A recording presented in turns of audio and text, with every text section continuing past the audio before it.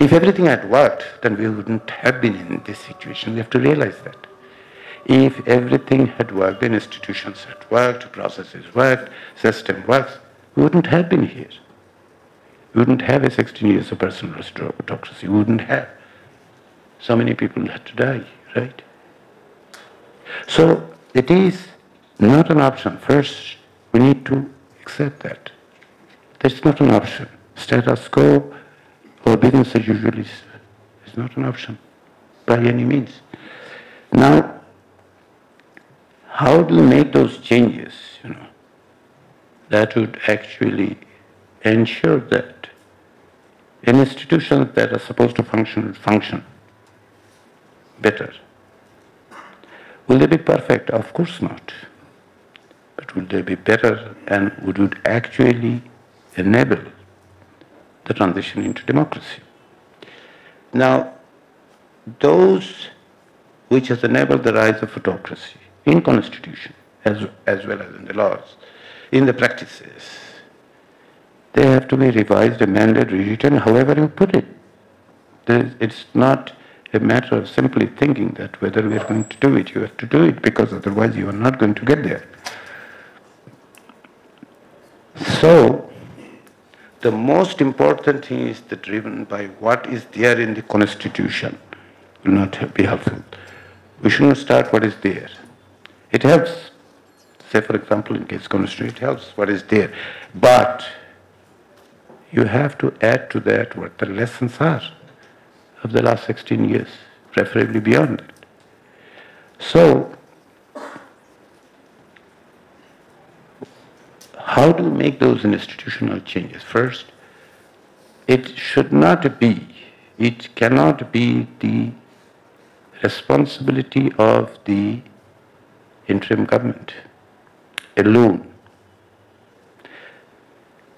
Rather, it is the responsibility of the political parties. Why? Because they are the one who would govern in future or be part of the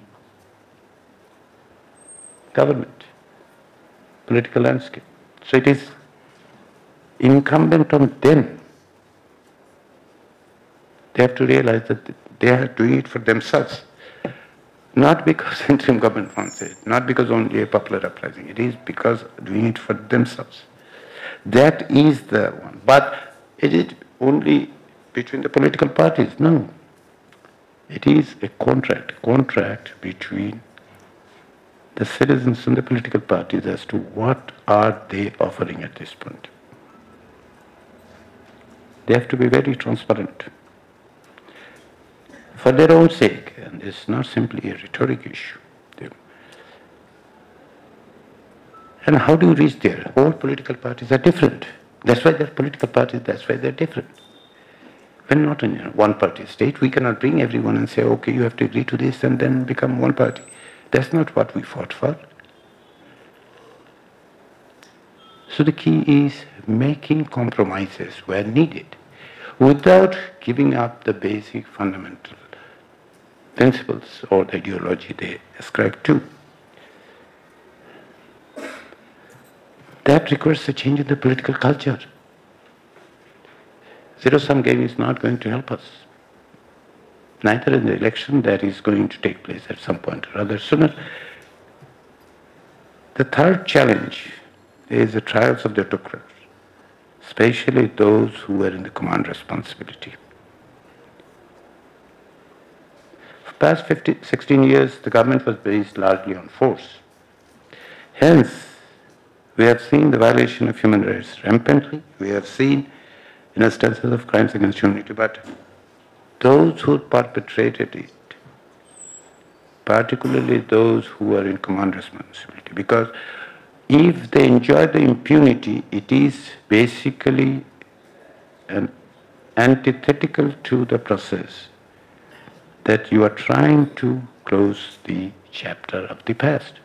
You have to move beyond.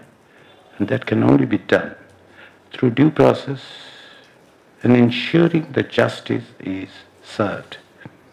And that has to be the trials. A transparent process that would enable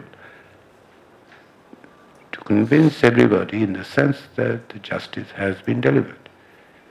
The fourth point is our transition depends on another thing. The world is changing as we speak. The world changes every day, any day. But the dramatic shifts that are taking place is going to have an impact on how we transition. Particularly, the reason is our neighbor. The India's interest that was served, which now is in jeopardy, creates an uneasy relationship with Bangladesh, whereas the Indian government is still failing to acknowledge the seismic shift that has taken place in this country. Going forward, it is the political parties, they have to formulate their own policies vis-à-vis the global politics as well as regional one, particularly India. It is necessary for the political parties to speak very clearly as to how they would deal with these changing circumstances. Interim government is here for a shorter period. They are doing it as they see it fit. In some cases, they are being criticized. In some cases, they are being applauded. But the point is how, in a long-term political situation, this should be addressed. This is a challenge.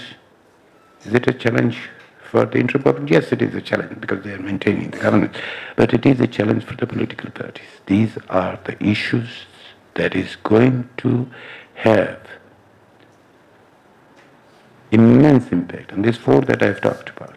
Having an orderly transition of power, that reforming the institution and having a social contract with the citizen, trial of those who were in command responsibilities as well as perpetrators, and finally coming up with a better and comprehensive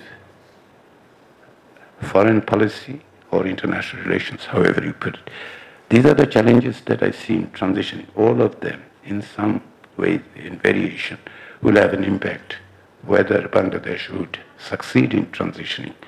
We can be part of 40%, we can be part of 60%. That is a choice, and that is a choice ours to make. Thank you.